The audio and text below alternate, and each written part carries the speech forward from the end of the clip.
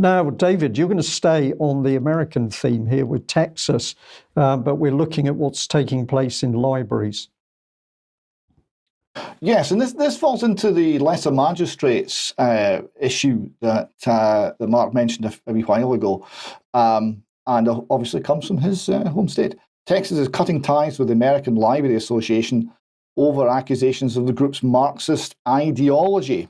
So this is a Fox News report, and what they say is Brian Harrison called out the American Libraries Association for pushing dangerous Marxist ideology on Texans and on their children. Quote, less than 1 month after I requested the Texas State Library and Archives Commission cut ties with the American Library Association, he said, I'm excited to report that they've just informed me that they will not renew their contract with them. So they're just walking away. They said this organisation has become woke, it's become completely controlled by Marxists, and a sub-organisation is just saying, well, okay, we're off, goodbye. Harrison continues, this is a win for all Texans. I applaud the courageous, decisive decision by Chairwoman Martha Wong.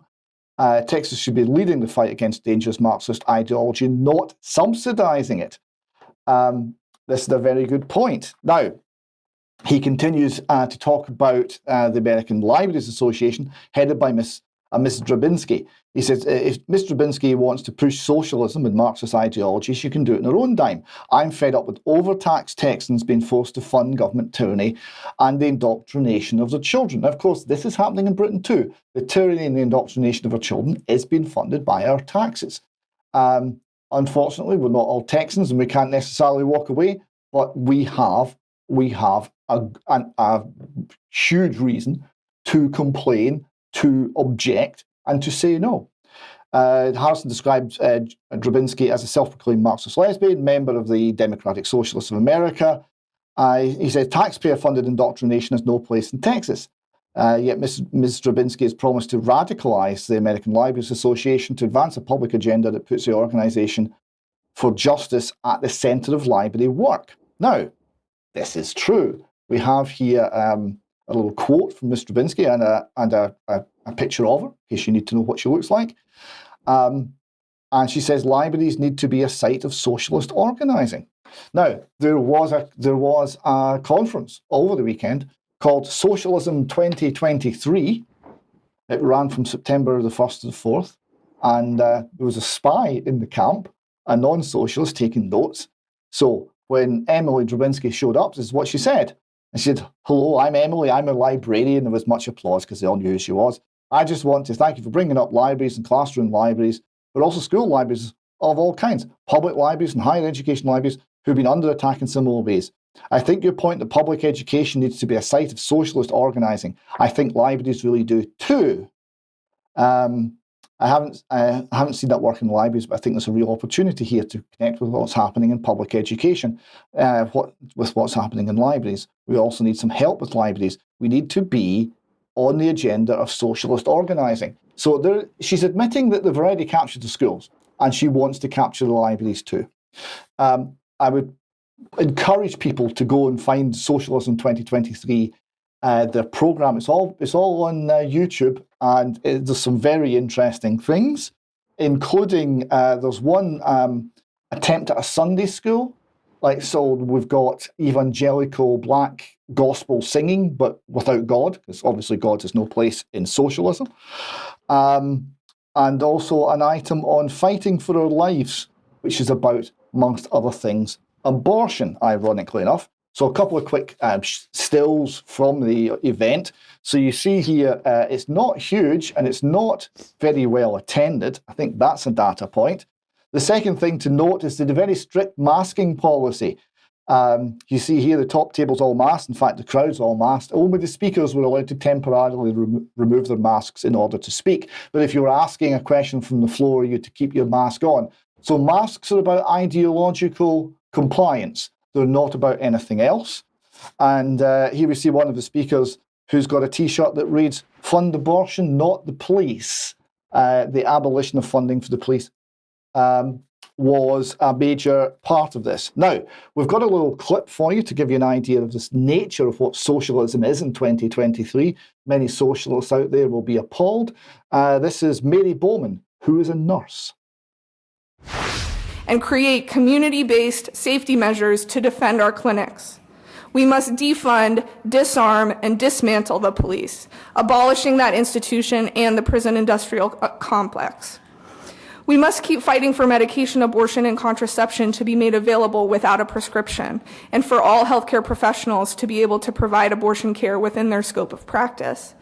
We need to stand against any attempts to ban abortion, including later abortion, and return to the radical slogan, free abortion on demand without apology.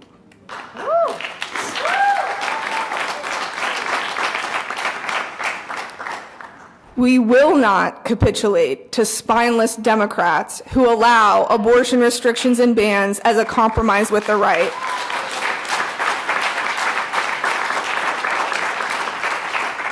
The same spineless Democrats who tout their rainbow allyship while trans people are murdered. We will defend abortion and gender-affirming care clinics fiercely and beat back the bigots at their doors. We will support the right of anyone to have an abortion at any time for any reason. The right is wealthy, well-organized, and winning many legislative battles. They have established a playbook of repeat strategies which undermine bodily autonomy and police gender expression. They believe their fight has been divinely appointed to them by God. In order to beat them, we must come together to build a mass movement and take power. Our movements have more in common than just our enemies. The tenets of what we are fighting for are interconnected. Transgender liberation is reproductive justice. Manifesting reproductive justice is impossible without achieving trans liberation. Ultimately, our collective freedom depends on liberation from every oppressive system and the creation of a new society built on human need, where abortion is everywhere and trans people are free.